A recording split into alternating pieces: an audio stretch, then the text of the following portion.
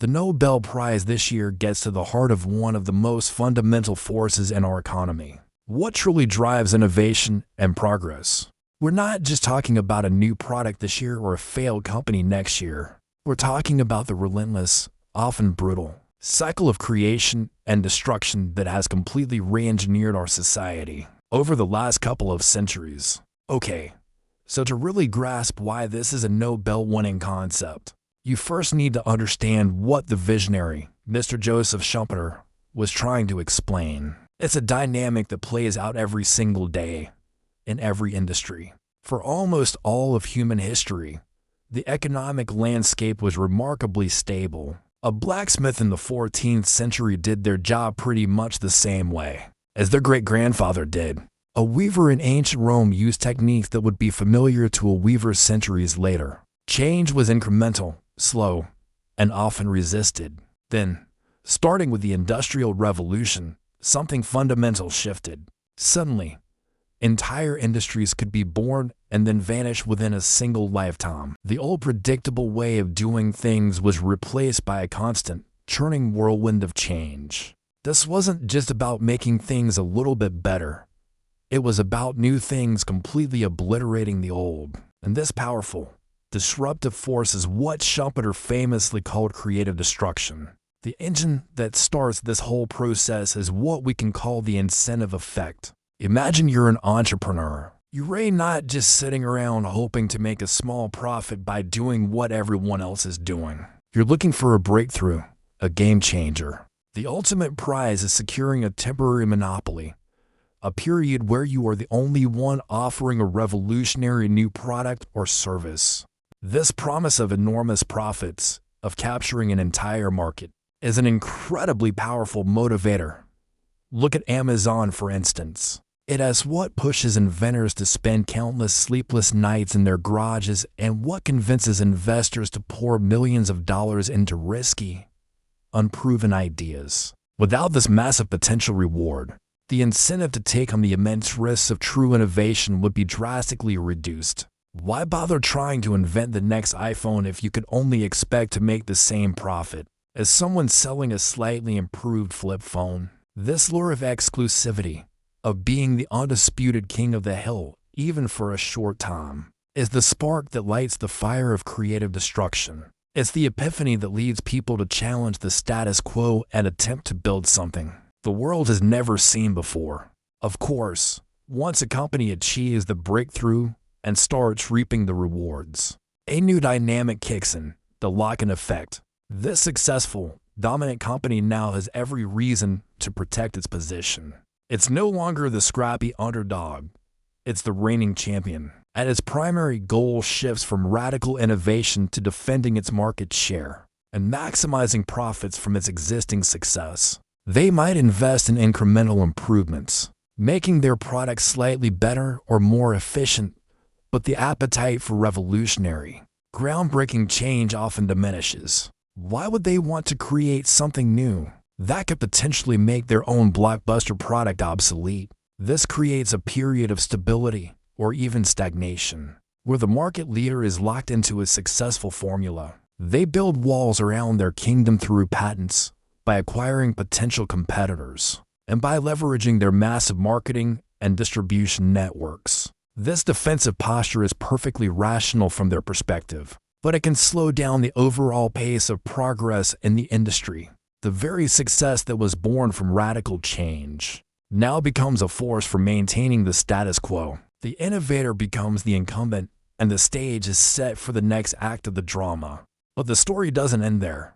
While the dominant firm is busy protecting its turf, that very success creates the conditions for its own downfall. This is the renewal effect. The huge profits being made by the market leader act like a beacon, attracting a new wave of hungry entrepreneurs and ambitious competitors. They see the giant's success not as an insurmountable barrier, but as a massive opportunity. They can study the leader's product, identify its weaknesses, and imagine entirely new ways to solve the same problem. Crucially, these new players aren't burdened by the lock-in effect. They have no existing products to protect, no established business model to defend. They are free to think in truly radical ways. While the big company is focused on making its current technology 10% better, the startup in the garage is working on a completely new technology that will make the old one irrelevant.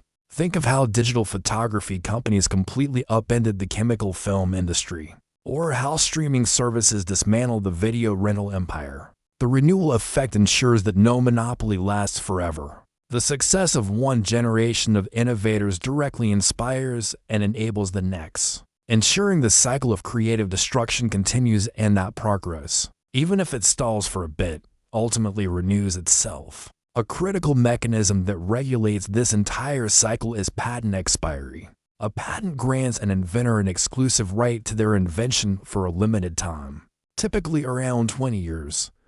This is the legal foundation for the incentive effect we talked about. It allows the innovator to establish the temporary monopoly and earn the super profits that justify their initial risk and investment. It's their reward for bringing something new and valuable into the world. However, the fact that patents expire is just as important as the fact that they exist in the first place. When a patent expires, the wall around the innovator's kingdom comes tumbling down. The once secret formula or proprietary technology becomes available for anyone to use and improve upon. This unleashes a flood of competition. Suddenly, generic drug manufacturers can produce life-saving medicines at a fraction of the cost, and other tech companies can incorporate foundational technologies into their own new products. Patent expiry is the system's built-in reset button. It ensures that the lock-in effect is not permanent and that the knowledge from one breakthrough eventually becomes a public good, providing the building blocks for the renewal effect and paving the way for the next wave of innovation. The example of recombinant DNA patent is the perfect example for this. It perfectly balances the need to reward individual creators with a broader societal need for progress and competition.